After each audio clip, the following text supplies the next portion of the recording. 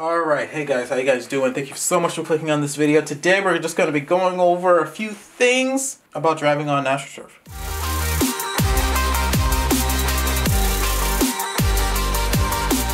Alright, so one of you guys asked me in one of my videos, I forget which one it was, and I forget who exactly it was. It might have been RC Vitals. He's been very consistent on on commenting on my videos, but it could have been someone else, and if it was somebody else, sorry. They asked about driving on AstroTurf and what that is like. If you're coming straight from dirt, which this is a bad car because this is a carpet car, but if you're coming straight from dirt, a lot of your weight is going to be in the back of the car because loose dirt, you want rear traction to get you moving. With AstroTurf, you kind of want to move your weight further forward, more into the center, because you got a lot of traction just coming from the surface. Now, high traction means there's not so much sliding happening as your car turns, and there's not a whole lot of wheel spinning as your car accelerates. With high traction surfaces, there's a lot more forward bite and a lot more traction when you turn, which means that you could traction roll if you have too much if your angles aren't set up properly in the front. So if you're coming straight from dirt, your weight's going to be in the back and your car might push. I don't know this definitely, because all the cars I've driven on AstroTurf have been more or less for high traction surfaces. With AstroTurf, it's kind of a hybrid between carpet and dirt, meaning that it's not quite as grippy as carpet is, it's not as loose as dirt.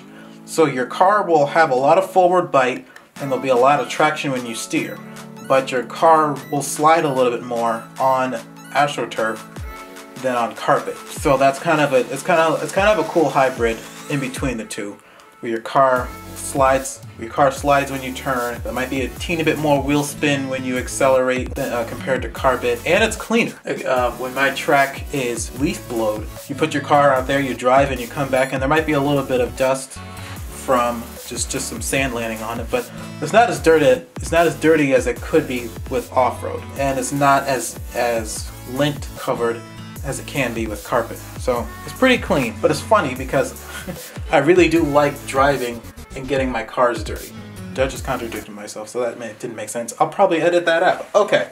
So yeah, so if you have access to our AstroTurf track, I say just jump on it. I mean, put your car on it and drive it, and just see how your car reacts to it. If your AstroTurf track is outside, then when the sun hits it, if it's in an open area, which I would think it would be, I don't think it'd be where trees are, the sun will heat up the AstroTurf and actually will soften up your tires, which will give you more traction. This is just something that I've noticed again with my cars that I've had.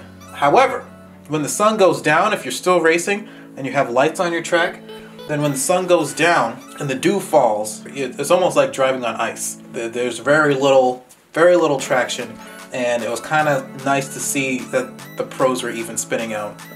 So you can kind of combat that with softer tires, and if you want to know more about AstroTurf, then you can check out my video, my AstroTurf starter pack.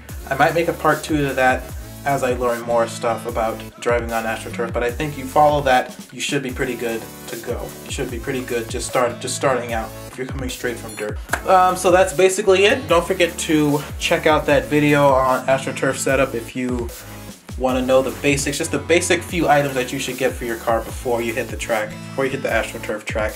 Make sure to click on that video. If you like this video, make sure to give this video a like and subscribe. And then after you subscribe, hit that little bell next to the subscribe button, because you know YouTube keeps changing all of their algorithms on us. They want you to hit that bell now, otherwise you're not going to get notified. Or you may get notified depending on how quickly you respond to my videos when I post it. I personally think that they put the bell there and then no one was using it, so now they're like, hey, we're gonna force people to use this bell because people aren't using it. Kind of like they did with Google+. If you like this video, give it a like, subscribe, hit that bell, and I'll see you guys in the next video or at the track.